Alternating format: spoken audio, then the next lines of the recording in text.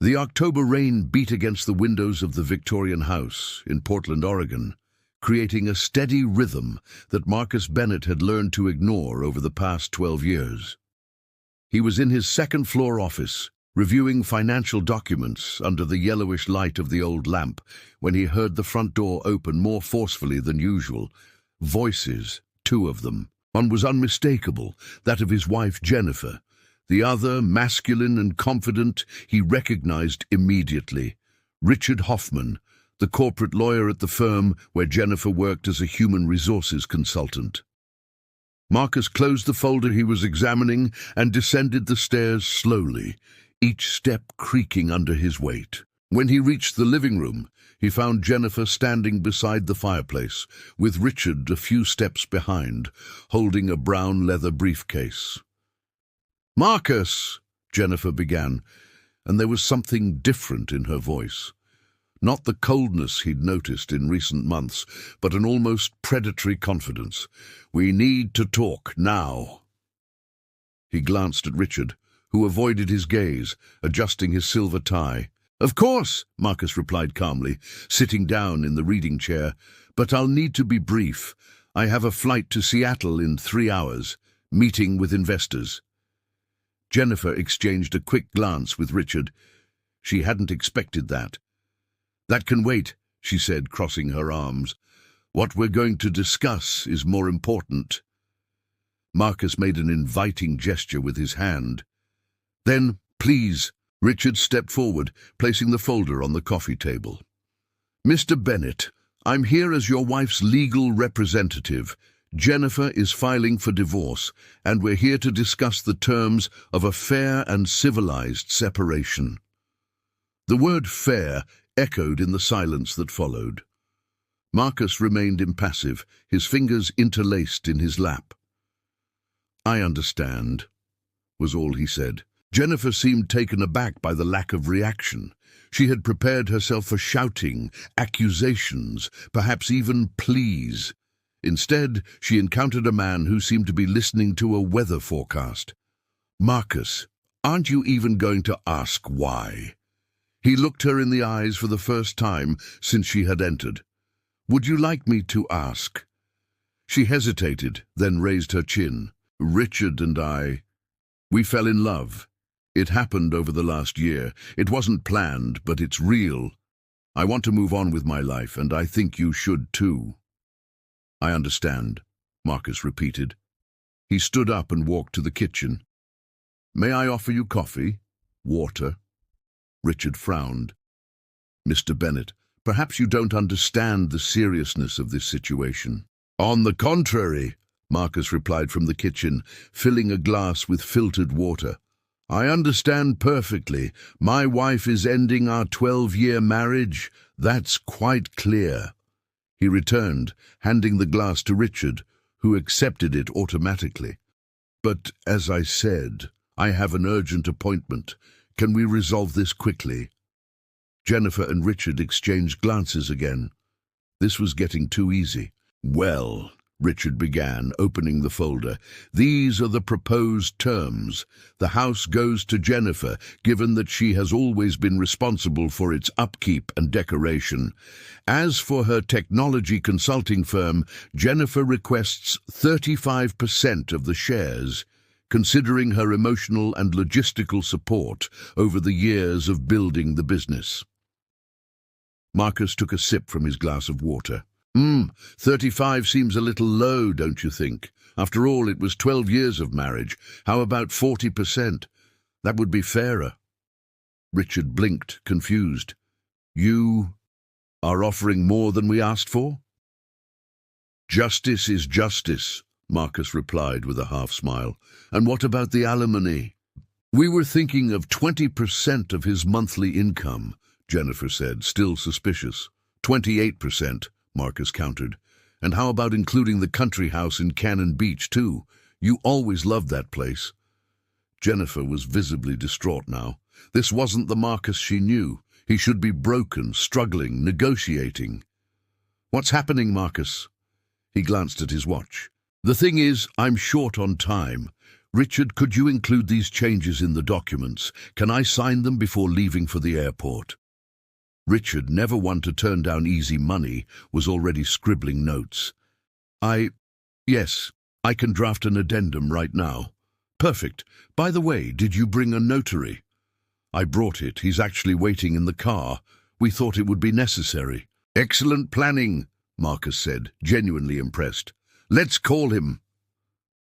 40 minutes later, all the documents were signed, notarized, and filed. Marcus picked up his suitcase, which was already packed at the entrance, put on his black raincoat, and turned to Jennifer one last time. I hope you'll be happy, he said, and there was something in his tone she couldn't decipher. Then he left, closing the door gently behind him. Jennifer stood in the room, listening to his car drive away. That was weird, she murmured. Richard, putting the documents away, smiled. That was easy. He must be in denial. When reality hits, it will be too late. The papers are signed. Jennifer tried to smile back, but something bothered her. Marcus had been too calculating, too cold. It wasn't natural. 32 days later, Jennifer was in the kitchen making coffee when she heard trucks outside. She looked out the window and froze. There was a moving truck parked out front, and 3 uniformed men were walking toward the door. The doorbell rang. When she opened it, a bailiff handed her an envelope. Jennifer Bennett, you have 72 hours to vacate these premises. The property has been sold, and the new owner is taking possession. Her world spun. This is a mistake. This is my house. It's in the divorce settlement. The officer looked at his papers.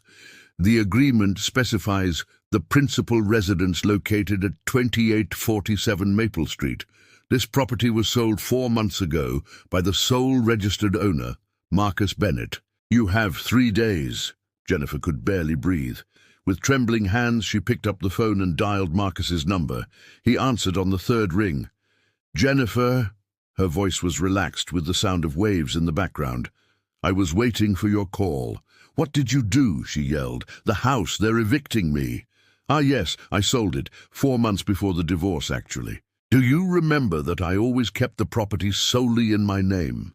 Financial decision, you said at the time. It made taxes easier.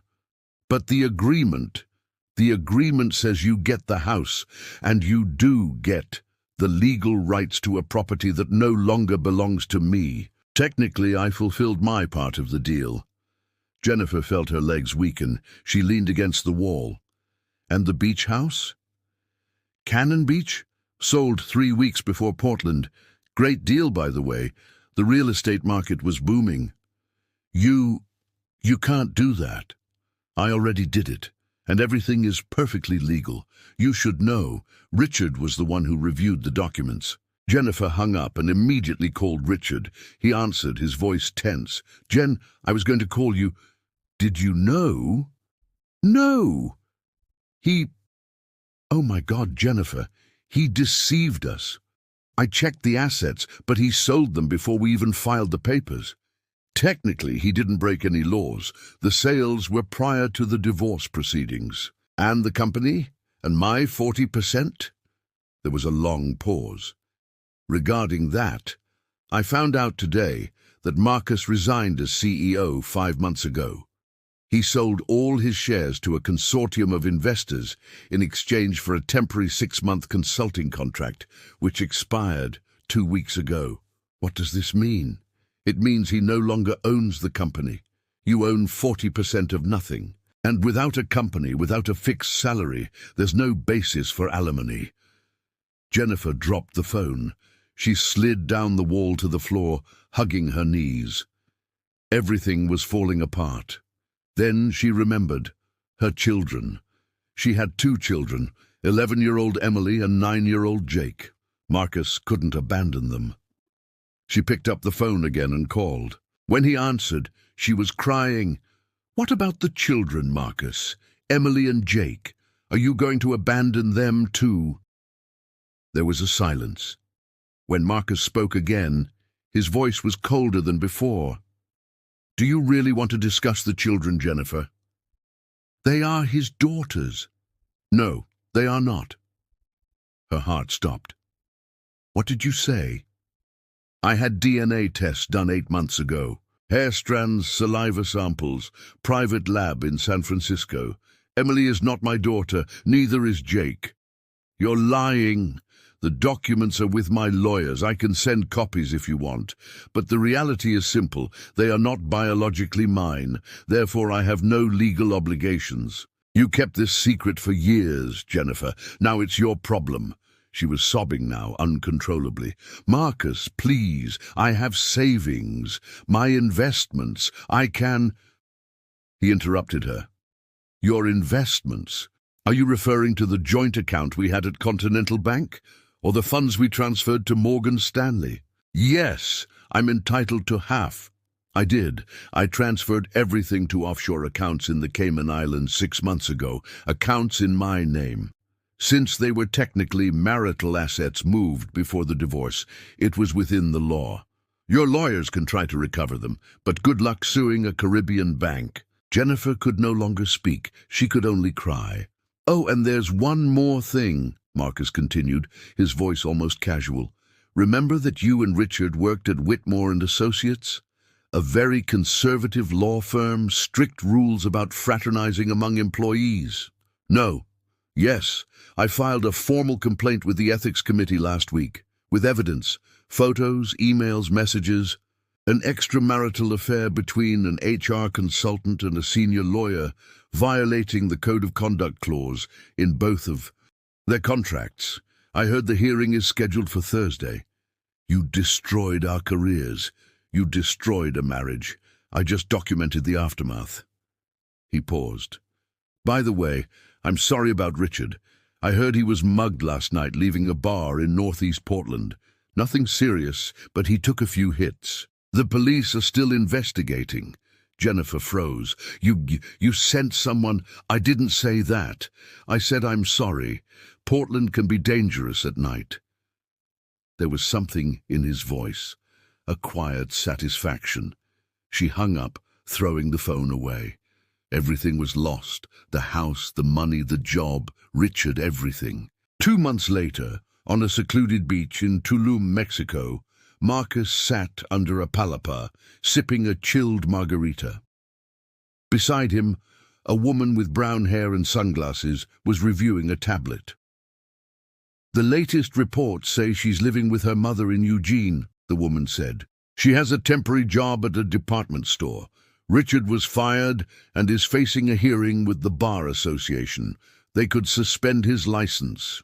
Marcus nodded slowly. And the children? With her, he never wanted responsibilities anyway. Marcus sighed, gazing at the turquoise sea. Do you think I went too far, Victoria? Victoria, the private investigator he had hired 10 months ago to document the infidelity, took off her glasses. You're asking me this now? After everything? Sometimes I wonder. She planned to destroy you, Marcus. She brought her lawyer lover to your house to humiliate you. She wanted to take everything from you while you were in the arms of another man. You just turned the tables. I'll come back with interest. Maybe, but she gambled and lost. You just played better. Marcus took another sip. The children bother me. Were the tests real? He didn't answer immediately. I don't know. I've never taken a test. Victoria turned to him, surprised. You lied about that? I said I had documents. I didn't say they were real. He smiled sadly. Emily has my eyes, Victoria. Jake has my way of laughing. But I needed her to feel everything. I needed her to understand what it means to lose. Victoria shook her head. You're more cruel than I thought. Or more fairly, it depends on the perspective. They were silent for a moment, listening to the waves. Then Victoria asked, And now? Tulum today? Costa Rica tomorrow? Are we going to keep running away forever? Marcus looked at her. In recent months, Victoria had become more than just a professional ally. Something was growing between them, something he hadn't felt in years. We're not running away. We're starting over, with offshore money and clean identities. With a second chance, he corrected. Jennifer had hers and chose to waste it by betraying, lying, and plotting to destroy me. I choose to use mine differently. Victoria took his hand. Will you forgive me? I don't know, but I'll move on. He stood up, extending his hand to her. Shall we walk? As they walked along the beach, the last rays of sunlight painted the sky orange and purple. Marcus thought of Jennifer, probably still trying to rebuild the pieces of her shattered life. He thought of Richard, facing the consequences of his choices, and he thought of the children, who would pay a price for mistakes they didn't make. But mostly he thought of himself, of the man he had been, confident, hard-working, devoted, and of the man he had become, calculating, ruthless, free. Revenge had not brought peace, but it had brought justice in its own way, and perhaps with enough time and distance it would also bring forgiveness. For now there was only the beach, the woman by his side, and the promise of a tomorrow without betrayals.